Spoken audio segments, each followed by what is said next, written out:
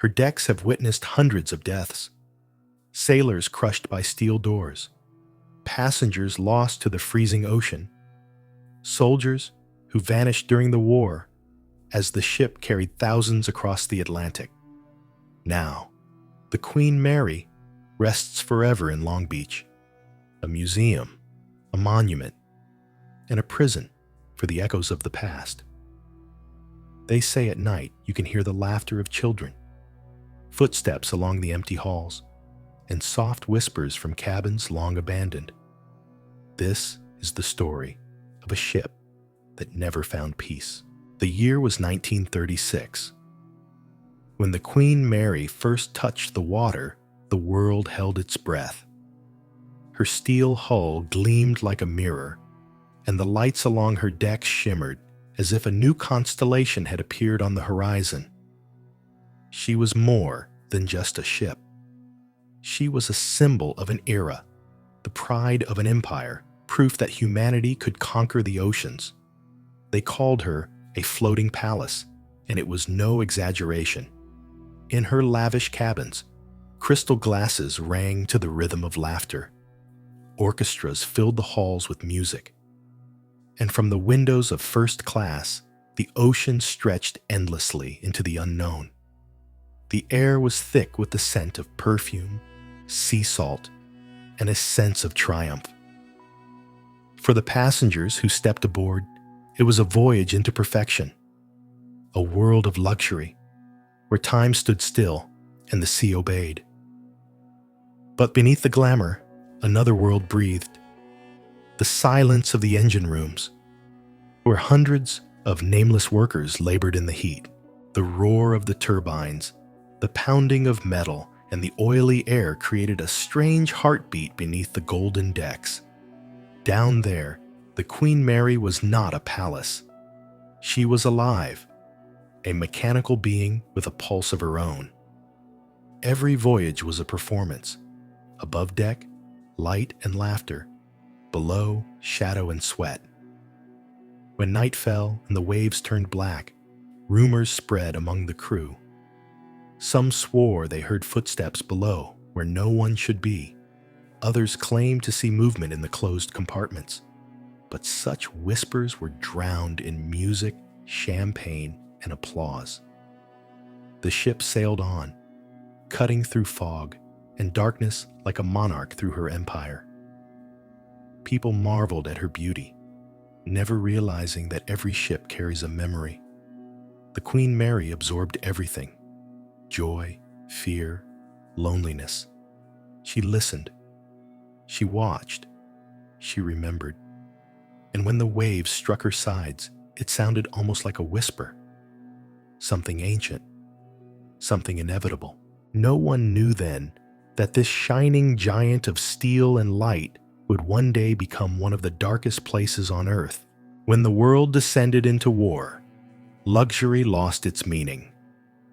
The Queen Mary, the ship that once carried aristocrats, movie stars, and politicians, now stood motionless in the docks, a ghost of her former self.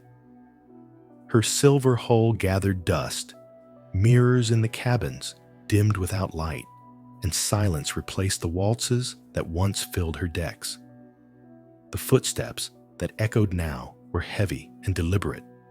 Engineers and soldiers stripping away beauty and replacing it with function. The carpets were torn out, the gold leaf covered in gray paint. Every chandelier that once shimmered with champagne's reflection now hung above rows of metal bunks.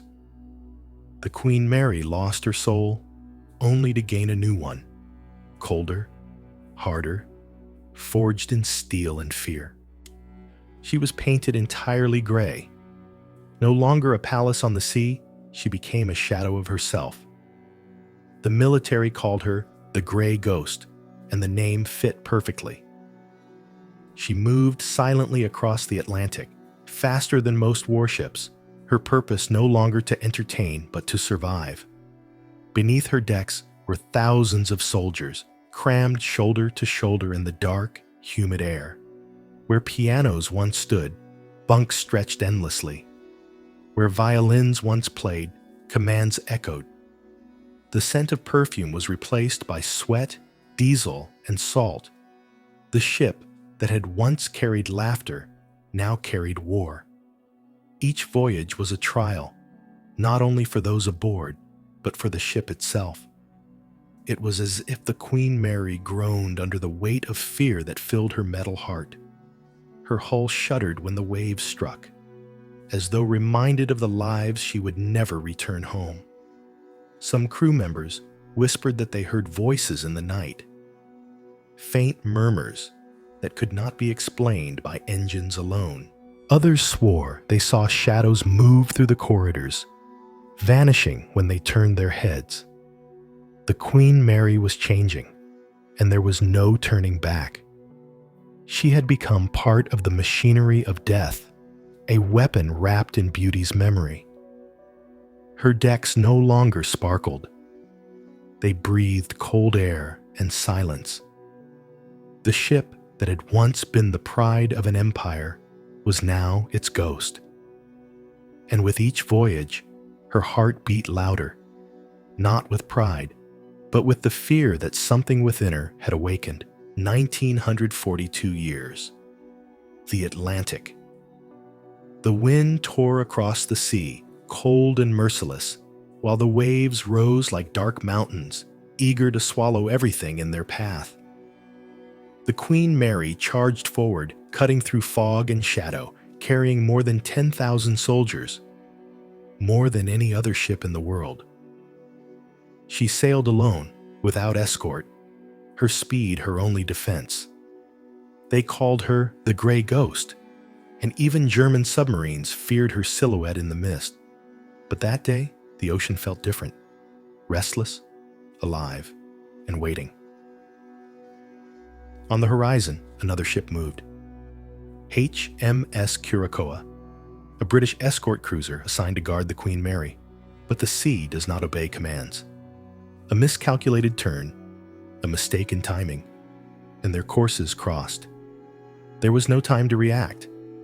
The Queen Mary, massive and unstoppable, plowed through the smaller ship like a blade through glass. It happened in seconds. The screech of tearing steel, the shattering impact, the roar of water, and then silence. The Curacoa broke in half. Within moments, more than 300 men were thrown into the freezing sea. The soldiers aboard the Queen Mary saw it.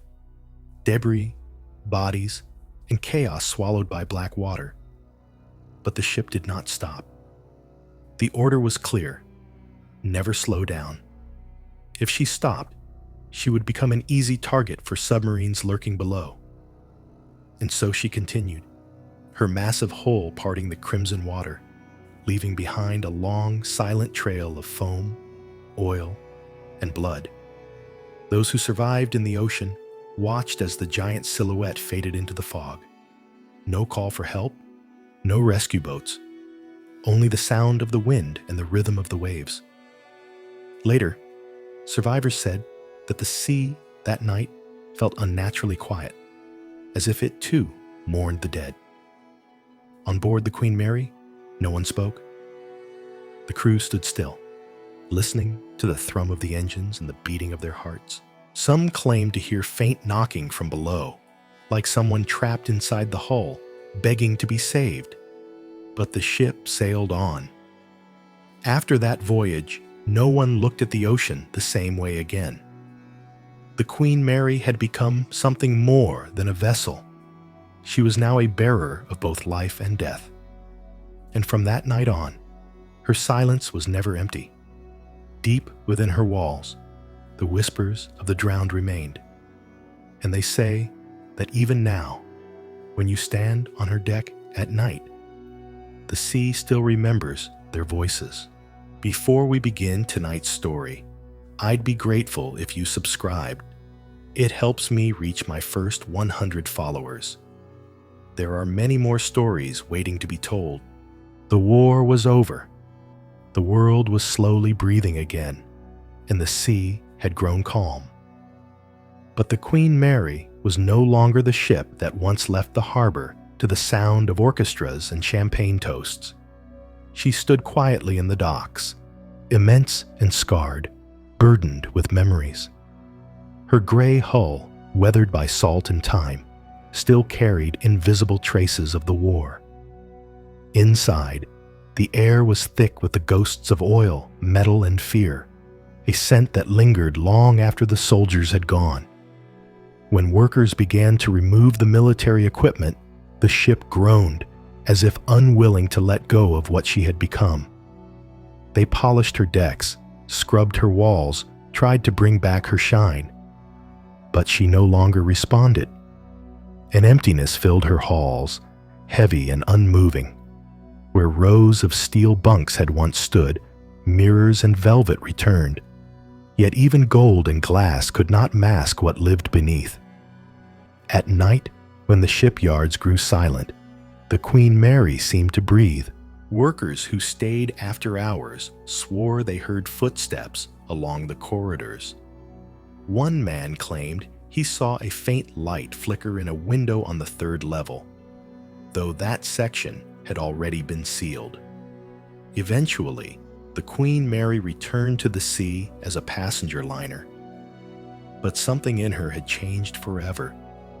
Her movement felt heavier, the thrum of her engines duller, as though the ocean itself resisted her presence.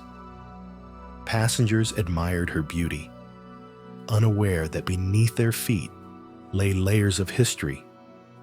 Every bolt, every pipe, echoing with distant screams.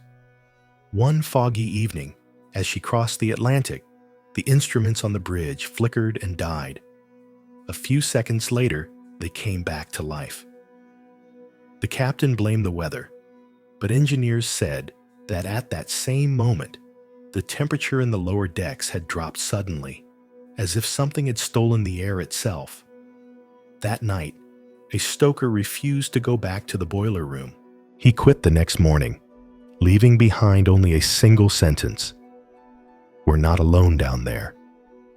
From that voyage onward, the whispers began again, knocking in the walls, movement behind sealed doors. And though the captain forbade the crew from speaking about it, everyone knew the truth.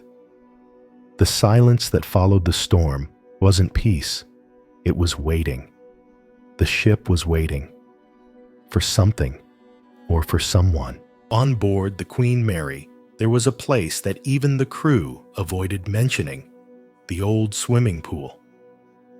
Once, it had been the ship's pride: marble walls, bronze railings, mirrors that caught and scattered the light like ripples on calm water. Laughter once echoed here beneath the glass ceiling, mingling with the music from the upper decks. But when the ship became a museum, the pool was drained. The water was gone, leaving behind faint marks on the tiles where feet had touched the surface. And yet, even empty, the pool seemed alive. Visitors said that when you stood at the bottom, surrounded by the cold stone, you could hear sounds that shouldn't exist. Some heard footsteps along the edge, others a soft splash, as if someone had just dived into invisible water. At times, faint laughter could be heard, high and childlike, fading into the walls. One guard claimed he once saw wet footprints appear along the tiles, only to vanish right before his eyes. At night, the place became a trap for the mind. The silence was so deep, it pressed against your ears, and the dim light seemed to shift, bending around unseen movement. The temperature in the pool was always lower than anywhere else on the ship. Electricians checked the circuits, but nothing was wrong. The air itself felt different here, heavier, colder, aware. Over time, stories gathered like dust. Guides told visitors that in the 1930s, a young passenger had drowned in the pool. Some said it was a child, others a girl who had been seen dancing on deck before she disappeared. No record was ever found, but those who worked the night shifts knew. The shadows moved differently here, Tourists who tried to take photos sometimes caught shapes, faint, translucent figures that hovered like mist. On the security cameras, the footage would freeze for just a second whenever someone passed by the pool. The sound would cut out, replaced by a quiet echo, the steady rhythm of footsteps circling the empty basin. The pool without water became the heart of the Queen Mary's legends. Everything strange seemed to begin here, and everything strange returned to it. Visitors left with the feeling of being watched. Some came back, hoping to prove it was only imagination. But every time they did, the silence greeted them differently. And each time, it felt a little closer. Deep within, the Queen Mary, far below the decks where sunlight never reached, lay a place few dared to enter. Narrow corridors of metal stretched endlessly, filled with the scent of oil and burning steel. It was the ship's heart, the engine room, alive with noise, heat, and vibration. Even experienced crewmen admitted that the walls there seemed to breathe. Among the dozens of hatches and bulkhead doors was one marked with a simple number, 13. It led to a tight passageway between compartments, where pipes and cables ran through the walls. During the war, this area was constantly inspected as it carried vital air supplies to the boilers. It was during one such inspection that tragedy struck. A young mechanic named John was sent to check the pressure gauges. In the middle of his routine, an emergency drill was called. All watertight doors were to be sealed immediately. Door number 13 began to close automatically. John didn't make it through. A solid ton of steel crushed him in a single instant. The machinery drowned out his scream, and by the time the door was reopened, he was gone. His death was recorded as an accident, but soon after, strange things began to happen. Engineers reported that the door sometimes closed on its own, without any command. The control systems showed nothing unusual, yet the massive panels would move, as if pushed from the other side. One security guard said he noticed handprints smeared across the freshly painted surface. Large, deep impressions of fingers pressed into the metal. He touched the spot, expecting wet paint, but it was dry and cold as ice. The passage is now sealed off to the public. A metal barrier stands before it, and only maintenance staff are allowed near. Even they avoid it after midnight. They say that in the quiet hours, you can hear dull, rhythmic banging from behind the steel, like someone trying to get out. More than once, the door was found open in the morning, though the security footage showed no one near it. For tourists, it's just a story. Another ghost tale told by the guides. But for the crew, it's something else. Down there, under the crushing weight of thousands of tons of steel, where the air tastes of rust, a person begins to hear things. And on the Queen Mary, where the dead never truly leave. That might not be imagination. The third deck of the Queen Mary is a place rarely spoken of. No tours are held there, and even the crew avoids it unless absolutely necessary. The corridors are narrow and low, lined with metal walls streaked with rust and condensation. The air is dense and heavy, as if the oxygen has long been consumed. Every sound echoes louder than it should. Every footstep feels like it's being followed by another. Once, this area held storage rooms, fuel tanks, and mechanical compartments. Now it feels outside of time, a space forgotten but not empty. Dust lies thick across the floors, yet sometimes it stirs, rising into the air as if brushed by unseen movement. Guards say their equipment fails down here. Radios cut out, flashlights flicker, batteries drain without reason. Those assigned to night duty avoid being alone. One guard once descended after midnight to check a motion alert. The security cameras showed only him and the dark corridor behind. 2 minutes later, the footage glitched. For a fraction of a second, a shadow appeared standing directly behind him. It didn't move. Then it dissolved into the air. He resigned the next morning. He said nothing, except that he had heard breathing behind his back. The third deck has a sound of its own. It isn't the hum of engines or the vibration of machinery. It's lower, steadier, a pulse that you can feel in your chest, even when everything else is still. Engineers never found its source. It comes and goes, always at night. Some believe the deck holds the ship's memory, the energy of every death, every tragedy that ever took place on board, as if this is the heart of the Queen Mary. And when that heart beats, the ship awakens. In the silence, footsteps are sometimes heard, slow, measured, calm. They draw closer, but never pass. When you stand there in the dark, you can feel that something, or someone, waits just around the corner. The air turns colder. The metal beneath your hand begins to tremble. Night lasts longer aboard the Queen Mary than it does on land. And on the third deck, it feels as if it never ends.